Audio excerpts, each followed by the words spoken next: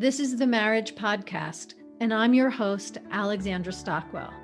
I'm a physician turned relationship and intimacy expert, and I specialize in showing couples how to have incredible, passionate relationships. I myself have been married for 25 years. My husband and I have 4 children and full professional lives, and we've created an amazing relationship. If you want to deepen your understanding of your own relationship and learn to access new heights of emotional, sensual, and erotic intimacy, you're in the right place because I will show you how. Let's dive in. Hey everyone, this is Alexandra, and before I dive deep into the juiciness of this episode of the Marriage Podcast, I want to warmly invite you to join my Facebook group. It's called The Intimate Marriage with Alexandra Stockwell, MD. It is a private Facebook group, meaning only the people who are in the group can actually see who else is in the group and what they post. So there's a lot of anonymity if that's important to you. And in the group, I share personal stories. I share interesting articles and updates. People ask questions. There's interactions. And so if you're interested in intimacy and marriage and committed relationship, by all means, join us in the Facebook group. And I've taken this opportunity to invite you because what I'm going to share is something that emerged in a conversation in the Facebook group. So on June 7th, I posted about this wonderful new client of mine. She's someone who has had really remarkable professional success. She is really at the top of her game, highly respected, and has done very well. But when it comes to intimate relationship, that has been a lot more challenging. And I'll say that most often I coach couples together and we work on the intricacies of the dynamic between them, as well as whatever growth, healing, and expansive self expression is waiting to be had for each of them individually. However, in the case of this client, I'm just coaching her on her own because while both she and her partner want more intimacy and more interdependence instead of codependence in their relationship, they both felt that the first thing that needs attention is for her to grow her confidence in the context of intimacy, her self trust, and her authenticity, dropping the shoulds and the ideas about how she's supposed to be and accommodating for him, and really stepping into her own self worth, joy, pleasure, and availability for intimacy. So it's in this context that I'm working specifically with her. Let me just say what I mean about the shift from codependence to interdependence, because those are not their words. And I just want you to know that I have asked her permission before telling this story. And I'm going to tell it in such a way that if she's your neighbor or your best friend, you're never going to know that she's the person I'm talking about, because confidentiality is so important to me. And it's also really important to me that as human beings, we get to learn from one another. So I do my utmost to honor the sacredness, the privacy, the confidentiality, while also sharing the richness and the amazing things that are happening in other people's lives so that we can expand our dreams, be inspired, know what's possible.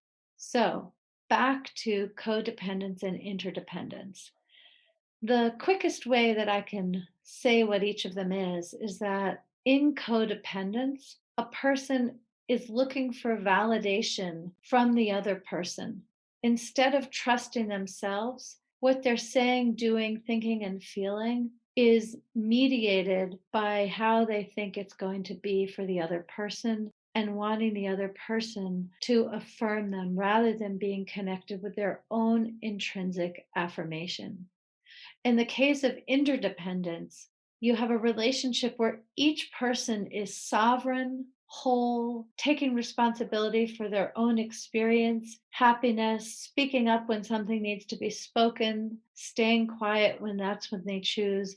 In other words, Each person is independent within the harmony, juiciness, and connection in the relationship. So that's what I mean when I'm talking about this couple transitioning from codependence, where neither one of them feels really authentic because they're accommodating for the other one, to interdependence when they are expressed, open, willing to receive feedback, learn, and grow, but most of all, trusting their own experience. So, going back to this client, they both felt that she needed to do some healing work before there was any possibility of having really fruitful work on the relationship as a whole and involving both of them. So, I have been coaching her, and as I said, she's professionally very successful. She really is quite a cat. She's extremely into fitness. She's an attractive person, both physically and in her personality. She's just really appealing. Her smile makes your heart melt. She's responsive, attentive, and smart. However, when it comes to emotional intimacy, sensual intimacy, she doesn't have access to these incredible qualities that I've just named. So when I wrote this post in the Intimate Marriage with Alexandra Stockwell, MD Facebook group, she had already, after just 2 sessions, completely shifted into feeling full of joy, trusting herself, shifting from being clingy and wishy-washy to knowing what she wants, being creative, and also able to view her experiences with a kind of objectivity. So rather than being swallowed by them, she has her head above water and can really assess what is happening and what does she want to do as she responds to what is happening. What I've been wanting to convey is that she is an incredible woman. She's with this incredible man. And in the relationship, she had not been feeling incredible. And after just 2 sessions, she was in touch with who she really is, her self expression, her authenticity, the juiciness of her body and her soul, and really focused on being attuned to and responsive to her own desires and happiness. And one of the things which really amazed her is that as she changed, as she has grown, as she has become more appealing to herself, her boyfriend has changed too. He has not received any direct coaching. From his perspective, he hasn't been doing anything differently in terms of how he spends his time, what he's focused on, what he's thinking. From the outside, you would think that nothing would be different in him, but that is not actually the case. He's someone who didn't like to talk on the phone and rarely initiated texting, but they've been apart, and to her complete amazement, he called her and they spoke for an hour. In the time that they have been together, she's always the one who organizes the dates. But in these 2 weeks where she has grown and shifted and become more alive from the inside out, he's organized dates. He's invited her to do different activities. And whether she's initiated or he's initiated, they've both had conversations which are so much deeper, and they've experienced a lot more laughter just in these 2 weeks of coaching as she has shifted and reconnected with aspects of herself that have been dormant. So there's more to say about the beautiful transformation that she's going through and her growth and evolution and how their relationship has been changing. But I've shared all of this in order to go in another direction because someone in my Facebook group read this post and wrote, I would love it if you could comment on how her shifts led to changes in her husband's behavior. And that's really what I want to focus on for the rest of this episode, because I see it all the time that when one person changes, the other person suddenly is more appealing, more present, changes too. For me, that's just normal because it is what happens so often.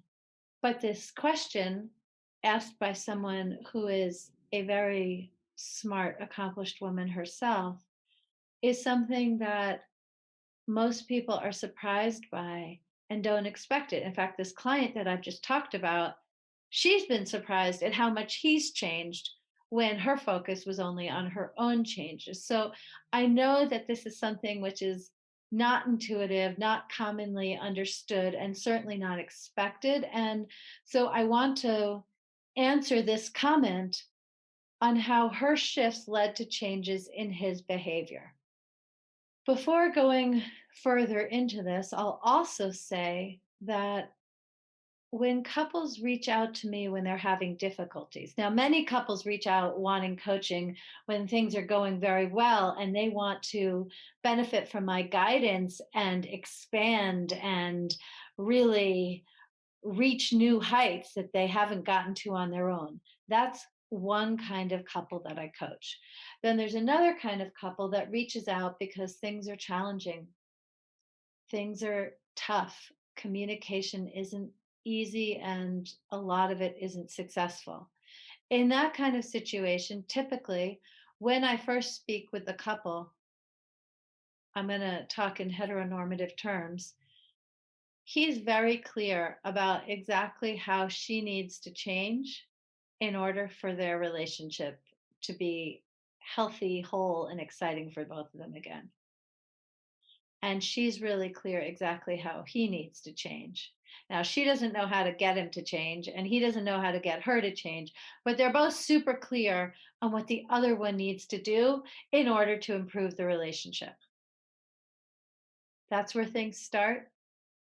But when I'm coaching, that is not where they stay for very long because I'm really clear that the only thing that she can really do is work on herself, is learn, heal, grow, expand, align, be in more integrity, heal her own wounds. That's what she can do. And likewise, that is what he can do. They're never going to change one another. And so often my work is initially is to redirect him to his work and her to her work. And then the magic between them starts to happen.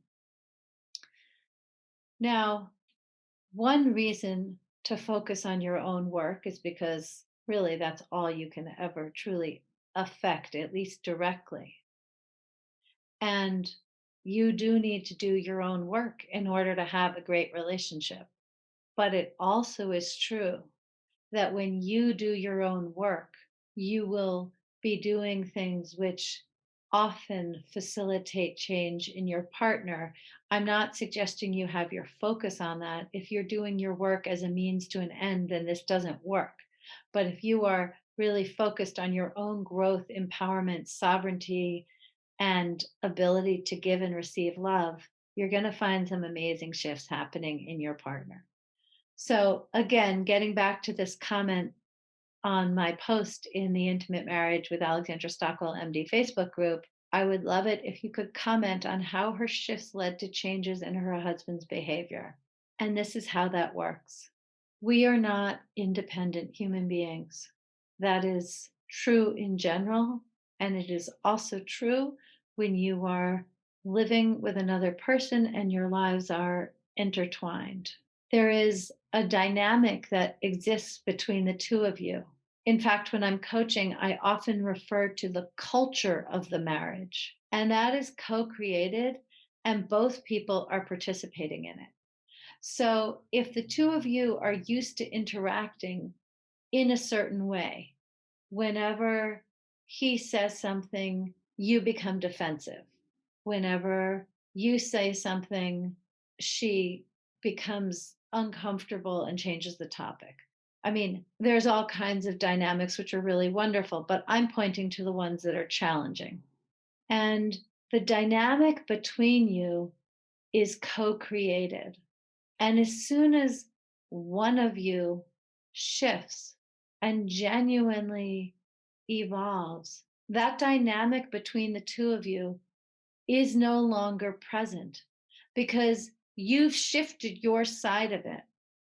And once you've shifted your side of it, then it's natural for the other person to shift and grow as well, or in any case, do things differently. So if we go into the particulars of my client and the phone calls, she really wanted him to be reaching out, texting, wanting to talk on the phone. And so for years, she wanted that, and she, to varying degrees, managed her disappointment and sometimes resentment about him just not being interested. But once she let go of that and just didn't look outside herself for gratification or completion, but instead really took responsibility for acknowledging and choosing her thoughts and her feelings, she took all of the intensity, even if it's intangible intensity, off of wanting him to be different than he is.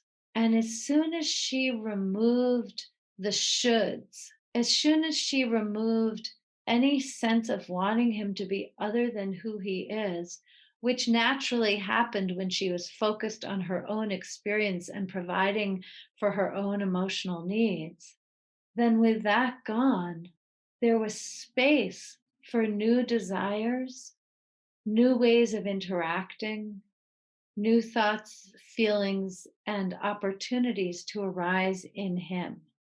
So I don't know if any of you in childhood or even adulthood ever did that exercise where you stand with your arms at your sides and somebody else, actually, I don't think your arms are at your sides. You try to bring them up, and somebody else putting their hands on your upper arms holds your arms down and creates so much resistance for, let's say, 30 seconds.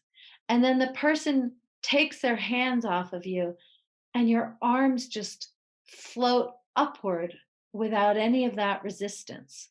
And they're moving in new ways that your arms don't normally move, except they are because of the extra resistance which has now been removed.